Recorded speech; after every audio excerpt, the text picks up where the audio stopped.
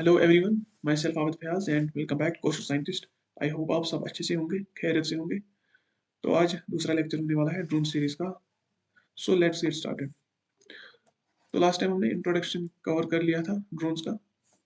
आज हम safety and regulations देखेंगे और ड्रोन टेक्नोलॉजी। इसमें हम सिर्फ आज मोटर्स एंड बैटरीज की बात करेंगे।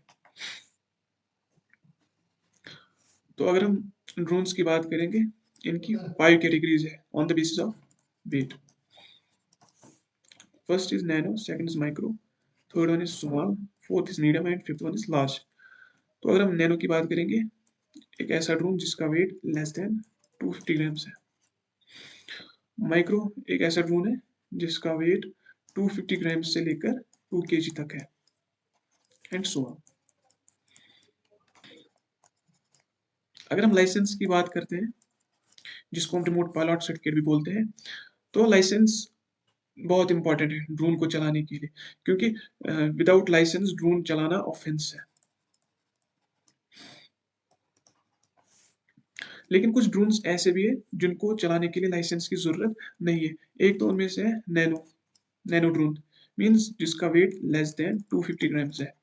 और सेकंड वन इज माइक्रो, जिसका वेट लेस देन 2 केजी है, लेकिन ये सिर्फ नॉन कमर्शियल पर्पज के लिए यूज होना चाहिए। तो अगर हम कमर्शियल की बात करेंगे तो उसके लिए हमें लाइसेंस चाहिए।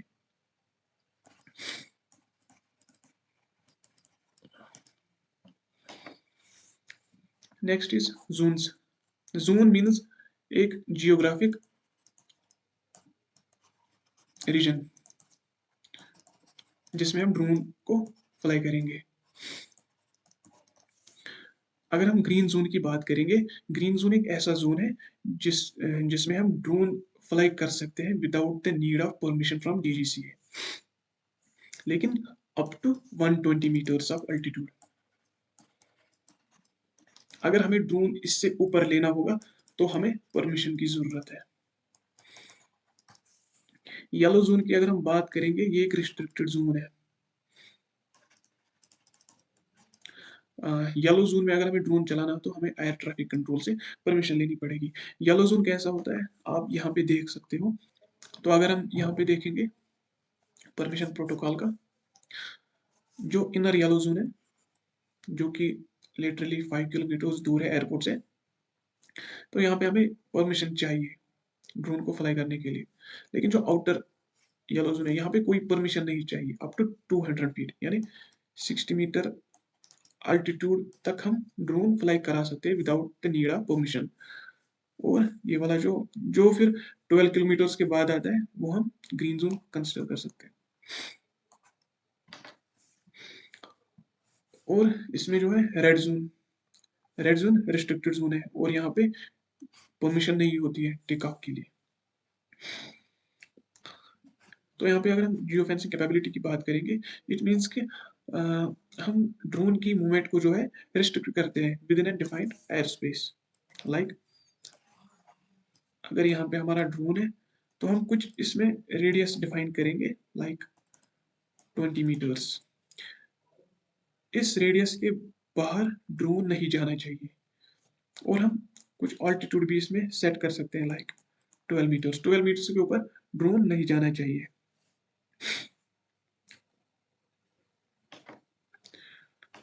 तो अगर हम डीजीसीए का मैप देखेंगे, ये कुछ इस तरह दिखता है।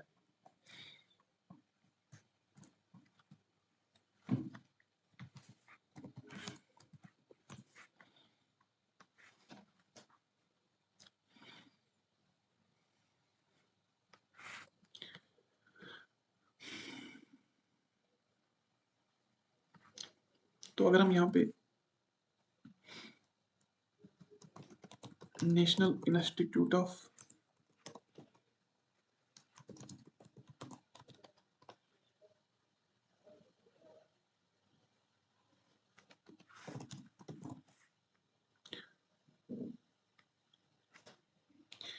यहाँ पे अगर हम एनआईटी श्रीनगर का देखेंगे,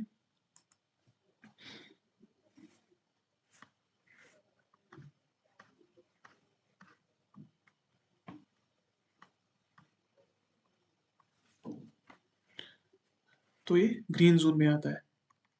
ये वाला एरिया जो सारा है ये ग्रीन जोन में आता है, तो दैट मीन्स कि हमें यहाँ पे परमिशन लेने की कोई ज़रूरत नहीं है, अप टू 400 फीट।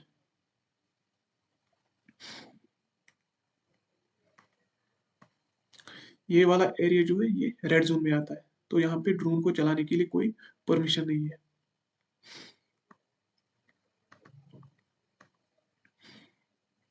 ये वाला एरिया भी जो है रिस्ट्रिक्टेड है। यहाँ पे अगर हम येलो जोन की बात करते हैं वो कुछ इस तरह दिखता है, और यहाँ पे एयरपोर्ट है। ये इनर येलो जोन है और ये आउटर येलो जोन है।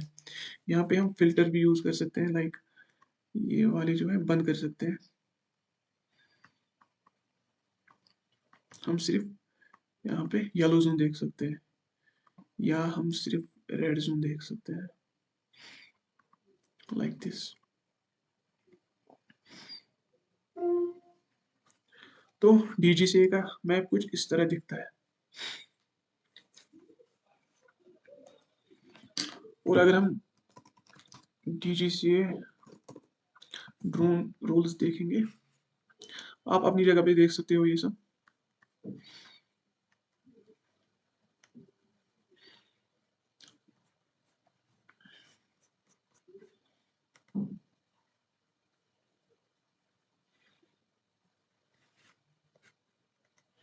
तो यहाँ पे बहुत सारे रूल्स है, ये आप अपनी जगह पे देख लेना। जो कुछ भी मैं बोल रहा था वो सब इसमें मेंशन है।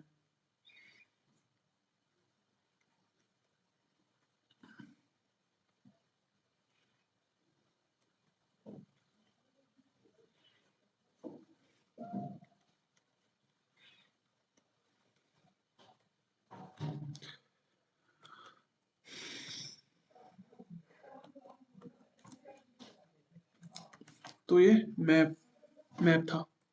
अब हम बात करेंगे सेफ्टी प्रिकॉशंस की and best practices for responsible drone operation. पहला तो है, हमें ड्रोन के सारे लॉज एंड रेगुलेशंस पता होने चाहिए। दूसरा चीज, हमें जो है अपना ड्रोन रजिस्टर करवाना होगा अगर जरूरत पड़ी तो, पार यूआईएन नंबर के लिए। आप ये देख लेना डीजीसी साइट पे कि ये कैसे करते हैं। Number third is flight checklist. Before flight हमें कुछ ऐसी चीज़ें देखनी है जो ड्रोन की फ्लाइट के लिए बहुत ज़रूरी है, लाइक एक्सेलेरोमीटर, कैलिब्रेशन, ये हम देखेंगे आने वाली वीडियोस में, like magnetometer, calibration. Next is gyroscope.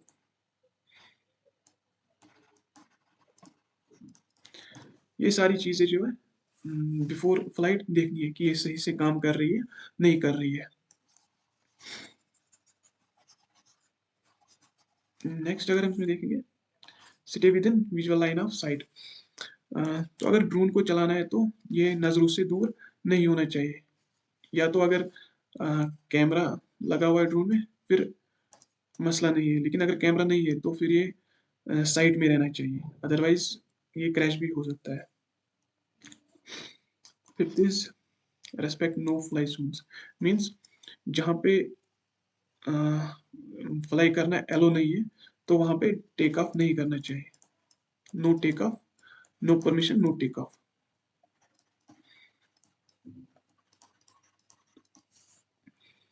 Sixth is fly in safe weather conditions. Seventh is no permission no take off, अगर परमिशन नहीं हो तो टेक ऑफ भी नहीं करना चाहिए क्योंकि ये ऑफेंस है। Eight one is geo fencing capability, यानी मूवमेंट, ड्रोन की मूवमेंट को जो है लिमिट में रखना चाहिए, लाइक ऑल्टीट्यूड लिमिट लगाना है। Ninth one is avoid crowded areas, जहाँ पे ज्यादा लोग होंगे वहां पे ड्रोन नहीं चलाना चाहिए क्योंकि ड्रोन बहुत हजार्डस है। Respect privacy. 11th one is return to home, return to land function. जब जरूरत पड़ेगी तो ये फंक्शंस यूज़ करनी चाहिए। ये इमरजेंसी प्रोसीजर है।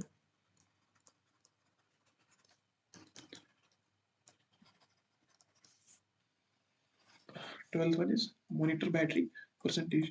ये बहुत इंपॉर्टेंट है बिकॉज़ बैटरी परसेंटेज मॉनिटर करने से भी ये पता चलता है कि ड्रोन में कितनी बैटरी बची है। और अगर ड्रोन फ्लाई कर रहा है और हम बैटरी परसेंटेज मॉनिटर नहीं कर रहे, तो अगर ड्रोन की बैटरी लो हो गई और हमें पता नहीं चलेगा, तो उस टाइम जो है ड्रोन क्रैश हो जाएगा। तो इसलिए बैटरी परसेंटेज मॉनिटर करना बहुत ज़रूरी है। Next one is emergency procedures. हम आरटीएल कर सकते हैं या आरटीएच। ये हम तभी यूज़ करते हैं जब हम ड्रोन के ऊपर जो है कंट्रोल खो देंगे, या अगर ड्रोन नज़रों से दूर भाग गया तो हम उस टाइम ये यूज़ कर सकते हैं। 14th one is document lights. जो भी लॉग्स है उनको स्टोर करना है, लाइक एक्सेलेरोमीटर का लॉग जो है, गिरोस्कोप का लॉग जो है, जीपीएस लॉग जो है, इन सब चीज़ों को जो है स्टोर करना चाहिए। तो अगर हम ड्रोन टेक्नोलॉजी की बात करेंगे, इसमें हम इन टेक्नोलॉजी ऑफ कंपोनेंट्स देखेंगे। आज जो है हम मोटर्स, एसी और बैटरीज कवर करेंगे। तो अगर हम मोटर्स की बात करते हैं, यहाँ पे जो आपको दिख रहा है ये BLDC है, यानी कि ब्रशलेस डीसी मोटर। और ज़्यादातर ड्रोन्स में यही यूज़ होते हैं, लेकिन कुछ ड्रोन्स ऐसे भी है जिनमें हम कोरलेस डीसी मोटर यूज़ करते हैं, लेकिन उनका साइज जो है वो बहुत छोटा होता है। और यहाँ पे जो आपको ये नंबर दिख रहा है A2212, इसका मतलब है कि ये जो पहले दो डिजिट्स है स्टेटर डायमीटर इन मिलीमीटर्स, और लास्ट के दो डिजिट्स जो है स्टेटर की हाइट इन mm। अब ये स्टेटर क्या है मैं दिखाता हूँ।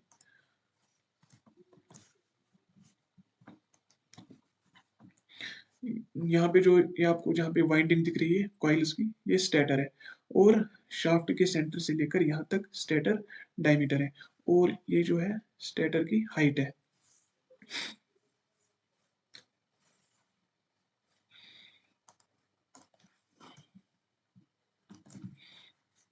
अब हम केवी रेटिंग्स देखेंगे। अगर हम बात करेंगे केवी रेटिंग की, तो केवी रेटिंग सिंपली वेलोसिटी कांस्टेंट है, and it gives relationship between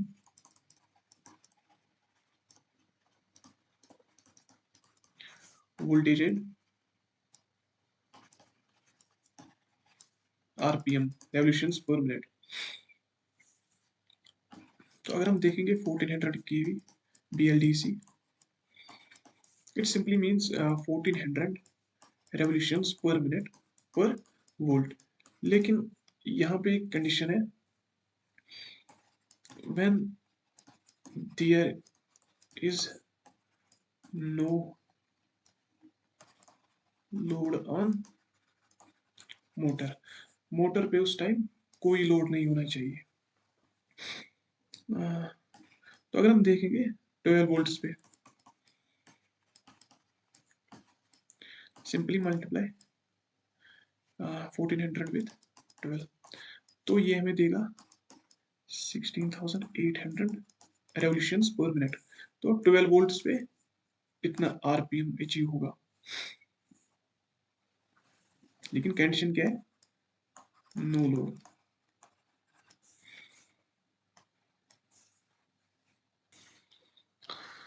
तो यहाँ पे अगर हम देखेंगे फ्रेम साइज, अब हम देखेंगे कि हम मोटर कैसे सिलेक्ट करें, किस फ्रेम के लिए कौन सा मोटर ठीक रहेगा। तो अगर हम छोटे फ्रेम की बात करेंगे, लाइक 150 mm स्मॉलर, तो प्रोपेलर साइज भी ऑब्वियसली छोटा ही होगा, 3 इंच, और इससे भी छोटा। मोटर साइज भी छोटा ही होगा, लेकिन उस मोटर की केवी रेटिंग जो है वो बहुत ज़्यादा होनी चाहिए, लाइक 3000 या 4500। क्योंकि अगर हम देखेंगे प्रोपेलर्स का साइज जो है वो बहुत छोटा है, और हमें ज़्यादा थ्रस्ट चाहिए, तो उसके लिए जो हमें बहुत ज़्यादा आरपीएम चाहिए, तो उसके लिए जो हम ये मोटर्स चूज़ करते हैं जिनकी केवी रेटिंग ज़्यादा है। अगर हम देखेंगे फ्रेम साइज़ जितना बढ़ जाता है, तो प्रोपेलर का साइज़ भी बढ़ जाता है और मोटर का साइज़ भी ऑब्वियसली बढ़ जाता है, लेकिन केवी रेटिंग्स जो है वो डिक्रीज़ हो रही है। क्योंकि अगर हम बड़ा वाला प्रोपेलर जो है हायर केवी बीएलडीसी में लगा देंगे, तो वो ओवरलोड हो जाएगा। क्योंकि आरपीएम बहुत ज़्यादा है, इसलिए ओवरलोड हो जाएगा। अगर अगर ओवरलोड हो गया तो वो करंट ज़्यादा ड्रा करेगा और अगर इसने ज़्यादा करंट ड्रा की तो ये हीट अप हो जाएगा और हीट अप के बाद ये बर्नआउट भी हो सकता है। इसलिए हम क्या करते हैं, हम बड़ा वाला प्रोपेलर जो है लोअर केवी बीएलडीसी में लगाते हैं और जो छोटे वाले प्रोपेलर्स जो है वो हायर केवी बीएलडीसी में लगाते हैं। नेक्स्ट अगर हम एसी की बात करते हैं, मीन्स इलेक्ट्रॉनिक स्पीड कंट्रोलर, तो ये सिंपली क्या करते हैं, ये बीएलडीसी की स्पीड को कंट्रोल करते हैं बाय यूजिंग पीडब्ल्यूएम सिग्नल। तो यहाँ पे अगर हम देखते हैं, यहाँ पे जो ये दो वायर्स है ये बैटरी में जाते हैं, मीन्स इनपुट एएससी का। बहुत सारी टाइप से एएससी के, लाइक 2S के लिए अलग आता है, 3S के लिए अलग आता है, 1S के लिए अलग आता है, 4S के लिए अलग आता है, 5S के लिए अलग आता है और 6S के लिए अलग आता है, बहुत सारे। तो यहाँ पे अगर हम ये तीन वायर्स देखेंगे, इनमें एक तो ग्राउंड है, दूसरा पॉजिटिव 5 वोल्ट ये आउटपुट है। इन दोनों को हम बैक भी बोलते हैं, बीईसी, यानी बैटरी इलिमिनेटिंग सर्किट। ये हम आगे जाकर देखेंगे ये क्या होता है। और जो है थर्ड वन है, ये सिग्नल वायर है जो हम फ्लाइट कंट्रोलर में लगा देंगे, एफसी, और इससे जो है पीडब्ल्यूएम सिग्नल्स जाती है, यानी कि पल्स विड्थ मॉड्यूलेशन सिग्नल जाती है। और एएससी का जो आउटपुट है ये 3 फेज एसी होता है। ये साइनोसाइडल भी हो सकता है, ये ट्रिपोसाइडल भी हो सकता है।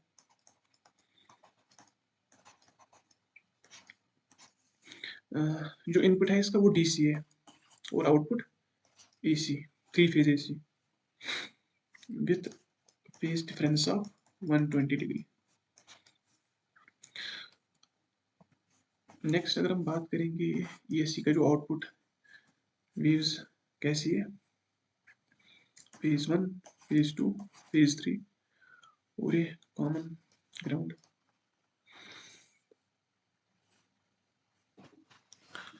तो अभी हम देखते हैं कि ईएससी कैसे काम करता है और बीएलडीसी भी देखेंगे कैसे वर्क करता है।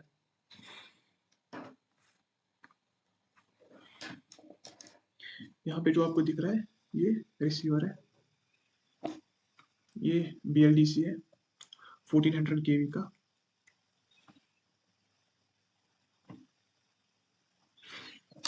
ये ईएससी है जिसकी भी बात कर रहे थे। यहाँ से जो आउटपुट 3 फेज निकलता है और input DC up to 12 volts. और ये बीईसी है, बैटरी एलिमिनेटिंग सर्किट, और ये सिग्नल वायर। और ये बैटरी एलिमिनेटिंग सर्किट किस काम का है, इससे हम जो है दूसरे कंपोनेंट्स को पावर कर सकते हैं up to 5 volts and 2 amperes of current. तो अभी हम कनेक्शंस कर लेते हैं। अभी हम ऐसे इसको लगाते हैं।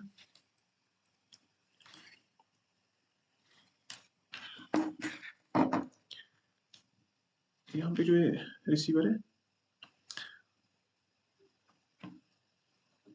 और सिग्नल वायर हम थर्ड चैनल पे लगा देते हैं। इसके बाद हम इसको पावर देंगे बैटरी से और बीएलडीसी से एक बीप आती है।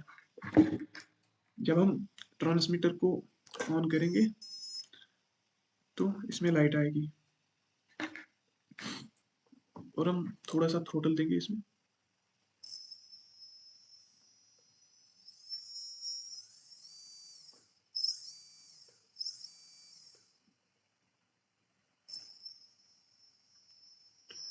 और इस वक्त जो बीएलडीसी है ये एंटी क्लॉकवाइज घूम रहा है।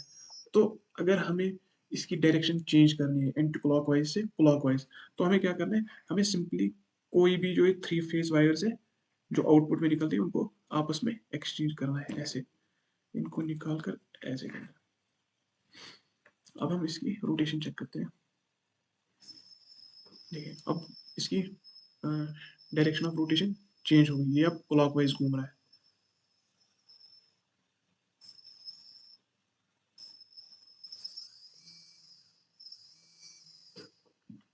तो ये रहा हमारा BLDC और ESC।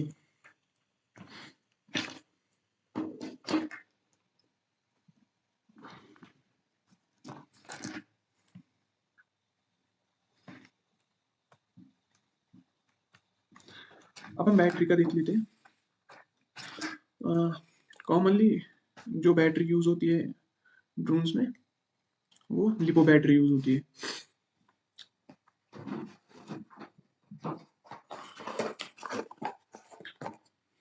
ये लिपो बैटरी है 3300 mAh की 3S एंड 35C। ये क्या होता है ये अभी मैं बता दूंगा। और ये 3 सेल है, 3S मीन्स 3 सेल। ये 1 2 एंड 3 ये अंदर में सीरीज में लगी हुई होती है। और इसकी वोल्टेज जो है 11.1 है और इसकी मैक्सिमम वोल्टेज आती है 12.6 वोल्ट।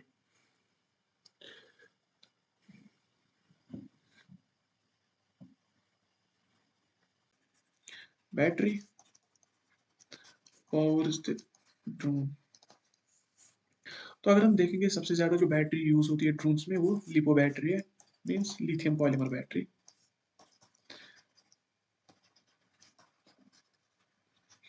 बिकॉज इसकी जो एनर्जी डेंसिटी है वो बहुत ज्यादा होती है।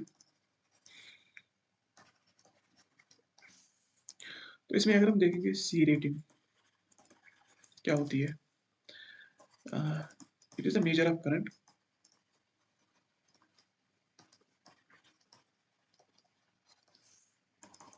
in which the battery is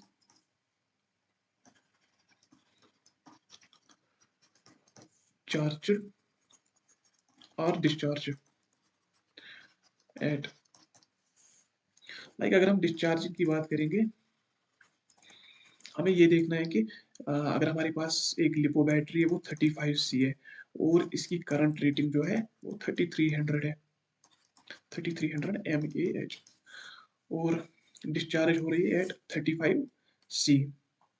तो हमें अगर देखना है कि ये कितना करंट प्रोवाइड करा सकती है, कितना मैक्सिमम करंट प्रोवाइड करा सकती है, तो हम सिंपली 35 इंटू 3300 अपॉन 1000 ये हमें एम्पियर में मिलेगा। कितना हो गया 115.5 एम्पियर। तो ये बैटरी जो है हमें इतनी current at a time provide करा सकती है। तो ये है सी रेटिंग। तो अब हम बैटरी का फ्लाइट टाइम जो है कैलकुलेट करेंगे। तो मैं छोटा सा एक ड्रोन बनाता हूँ यहाँ पे। तो अगर हम टाइम ऑफ फ्लाइट की बात करते हैं उसकी फॉर्मूला जो है C upon 1000 whole divide by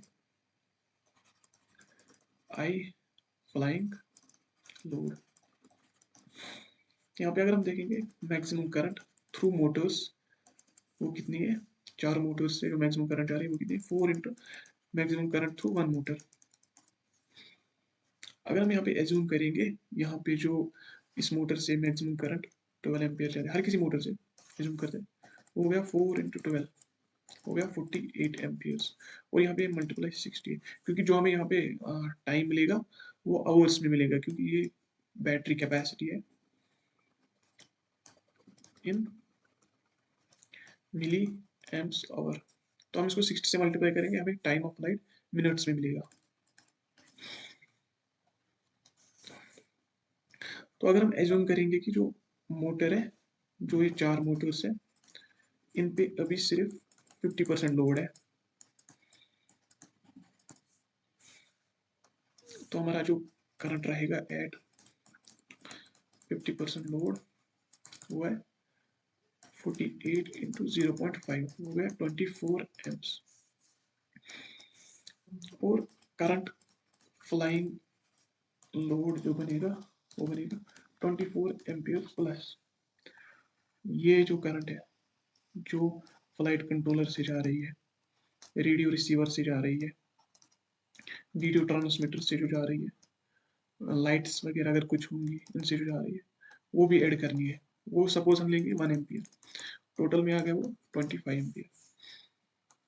तो अगर हम इस इक्वेशन में डाल देंगे सारा कुछ डेटा तो हमारी इक्वेशन कुछ ऐसी बनेगी। I flight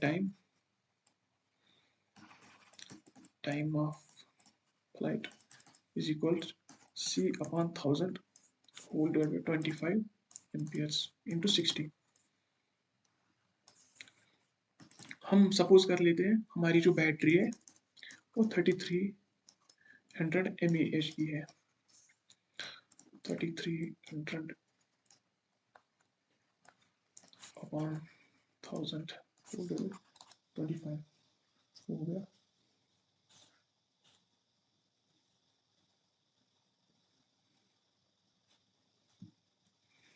and multiply by 60 हो गया 7.92 मिनट्स। तो हमारा जो बैटरी का बैकअप रहेगा वो इतना रहेगा। 7.92 मिनट्स के लिए हम फ्लाइट ले सकते हैं ड्रोन की। So thank you. अगर वीडियो अच्छा लगा तो लाइक करना and subscribe our channel Kaushal scientist. Thank you.